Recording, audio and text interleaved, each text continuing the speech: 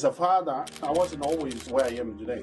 But to have 5 children and exercise my passion through them, I believe if you're CEO, if you're a leader leading your organization, that is one of the very important key that you have to have as a leader. You have to have a lot of patience. A lot of people, they live these days according to someone else's lifestyle. When you wake up in the morning, first thing you see on the Facebook, someone drive a Lamborghini, and you thought you're going to do the same thing as this person. God only deliver to your address what you deserve. Because tough times create strong men, and strong men create good times.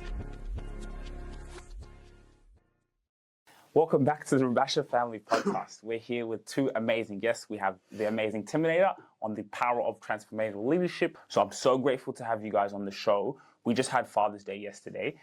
So we'll start off with you, Timinator. What was your Father's Day like? Oh, it was beautiful. We spent a bit of time at home, and then we traveled to the beach and spend those quality time with our children. Yeah. Powerful condolences also on your father.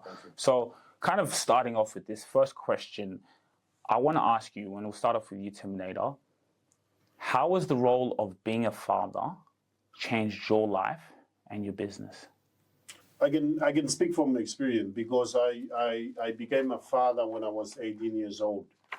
And to be a father at that young age, it was a lot of challenge, emotionally, and also the main key point is the financial side of things. You know, for me to become a father, I just realized how hard it was for my father to go through as we were young and raised 7 of us. So, you know, you have to provide for food, for nappies, for pretty much everything, right? And I did what I can at that time, and I was pretty much, struggle a lot of time to provide. Many challenges. So yeah, it's very a lot of challenge to become a father. Yeah. Let me just ask you, how do you manage the anxiety or being in survival mode and then also raising your children? How do you balance that? You know, wondering, like you talked about the financial issues, right? I can imagine when you're in that situation, your brain is in reptile mode. You're in survival, right? And it's hard to be visionary when you're in survival mode. So how did you balance that? You know, having to worry about finances, but also being there for your children. Well, the main important thing that I did back then is just make sure you surround yourself with the right people, right? Sometimes if you don't have a good circle of friends that they will help you through the tough time, the main important thing that you have to do is start looking into YouTube, and find a good mentor, a good father figure, that can help you through the struggle. So, never be shy to ask for help. There's also, one thing that I used to do back then is just look into my financial situation and, just write it down and calculate all the finance, whatever I need to pay this week and things like that. And this work in progress, And again, what I say, just never be shy to ask for help. But also your surrounding is very, very important. You need to surround yourself with the right people. They will help you through the tough time. Yes, your wife is there for you, maybe your mother, your father, but you're going to surround yourself with the people that they will encourage you and help you get through the tough time. That's a very powerful thing. So, Timinator, coming from that conversation just now, how important would you say the role of patience is? Because, we just talked about that, the instant gratification, you having to go through the financial struggles, being a father at 18. How important is patience as a father, and which again leads into building a team, right? Because everything you guys are saying relates to being a CEO, relates to, having employees and having a team focused on the vision for your company. So how important would you say the role is of patience, and how can we apply that patience, for the people who are watching? Well, patience is very important because as a leader, you're going to have that ability to have a lot of patience. As a father myself, five children, and they 1 year apart. My oldest daughter is 17, and my youngest one is 11. When they were young, if we go to a shopping center, one cry for lolly, everyone else needed lolly as well, right? So as a father, I have to apply that. I wasn't always where I am today as a patient person, but to have 5 children and exercise my patience through them, I believe if you're CEO, if you're a leader leading your organization, that is one of the very important key that you have to have as a leader. You have to have a lot of patience, because not only you're going to work with the same caliber of people as you, but you're gonna work with different type of people that they're gonna test your patience right through your whole career. I'll give you an example. If the great CEOs, they apply a lot of patience. When they come to a meeting, you see them very calm and collective, all right? And they say things to calm everyone, calm the situation. For example, if the company go into a bankruptcy, in the back of his mind, he knows those information, but he won't give it out to the employees, because the moment he's gonna do that, it's gonna be frustrated everybody, and everybody walk out from there, they frustrated, they have fear, anxiety, and that CEO should be fired straight away, right? So to build a strong character with patience, you're gonna have to exercise it at home, especially if you have children. You're gonna exercise the patience. Sometimes, I pull my hair when, especially when they were very young. So, you're gonna, patience is very, very important. As a leader, as a CEO, as a father, you're gonna have to have a lot of patience. Powerful. And just off the back of that, I want to ask this next question. Timinator, obviously your workshop and events, and your last podcast conversation, you touched on exactly what Sam talked about, which is your mindset. Can you talk about, especially now more than ever as men, it's hard, right? A lot of men don't talk. A lot of men just feel that they're just there to provide and, go to work and come back. So we're living in a day and age now more than ever where men need that outlet. They need to, be vulnerable. They need to get this mind right, because this life is a war zone, right? We're having a war in our mind every single day. And when we step out, there's another war that we have to go out there and fight. So, for the men out there watching this, CEOs, fathers, what are some practical strategies on the mental health? How can we get our mind right, ready for war? Well, the first thing first, I would encourage all the fathers out there. The first thing first, you've got to understand who you are, right? We are the foundation of the family. We are the foundation of the world. We are the voice of hope to the world, right? But most of the time, we don't have the right support system around us, so we can realize our true potential. And I explained this on my last broadcast. There's 5 questions, right? You need to answer for yourself to really know exactly who you are.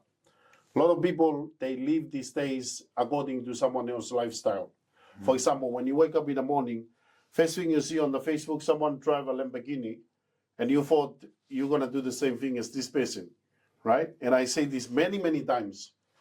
God only deliver to your address what you deserve. So meaning, when we put together all these workshop, all these boot camp that we're going to put together, it's not just for women, right? It's also for the men. My main priority right now is to really, really help the men out there to really understand who they are. Because the moment you know exactly your true identity, the world is yours, right? What Sam is capable of, I don't have that in me. But what he doesn't have, I have that. So not everyone is the same. There's 7.9 billion people on this planet Earth. They have their own identity, right? And the moment you study yourself and know exactly how unique you are, right? You will become a transformation leader. And throughout our bootcamp, our courses, our events that we're going to hold on this coming weekend, I encourage everyone, if you attend this event, believe me, your life will transform to become better. So I hope I answered that question, or I go around the bush. You did. Just before I move on to Sam, well, I just wrote that down. I think the most powerful thing you said there was the moment you know your identity, the world is yours. The moment you know your identity. I always like to go back to the verse in the Bible. You are made in the image and likeness of God. That is your identity. Your identity is not your skin color, where you're from. Or no. God doesn't say, no. Your identity is you're made in the image of God, and God creates. So we can create anything that we want to. And it can be hard sometimes when we go through hard times that we believe we can't do something, we're limited. But when you know who you are, the world is yours. Yeah. Timinator, I wanted to ask you practical steps now as a leader, right? Let's say I want to take my business to $10,000 this month, next month. What are some practical tips you can give me as a business leader, and then obviously helping the team align with that vision for me to make that goal, that revenue target of, let's say, $10,000 a month? I think the first thing you need to do is you need to assess your team. You need to assess your organization. I shared this on my last podcast. To have a great team around you, you need to bring in committed people, right? And you need to test them. You need to give them a task, okay, before you commit to give them all your trust, right? And by the way, on our next event coming up, I'm going to talk about the 7 principles of an eagle, right? And one of the principles, an eagle test, before they even give their trust. I'll give you an example. A lot of great CEO, what they do, they recruit people and they give them their trust overnight, right? It will be very, very hard for you to increase your revenue if you don't have the right team around you.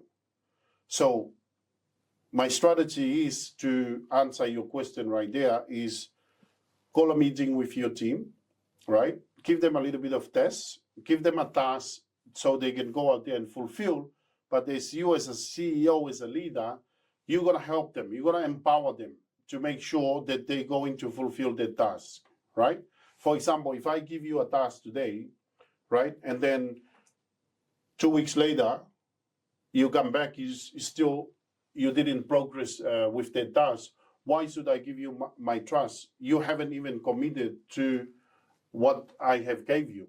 So if you give out your trust immediately, it's gonna burn your energy, burn your time with people that they only have personal interest in what you're doing. They are not fully committed with what you do. So first thing first, evaluate your team, make sure you have the right people around you, and then from there you share your vision, and how you guys can move together to target, for the next month, for the next 1 year, for the next 2 years to come. So that's the first strategy I would do, is just look around your team. Who do you have around you? For example, me and Sam, we're working together on a project, right? First thing I would give to Sam as an example, I would give him a task to complete, right? And give him a time frame, but also encourage him, you can do it, right? And if Sam come back and doesn't complete the task, you're not gonna get rid of him straight away, but give him another task. Maybe he's capable of this, and then you bring this person. So it's all about building a dream team around you to fulfill that vision that you have. Vision. Cool. Yeah, okay, that was very powerful. There, what Timinator was saying in terms of, I think that's so true. It's building that team, right? Like, you just hit the nail on the head. Like, to do anything great, you need a good team. You need a good team. So I think that was really powerful.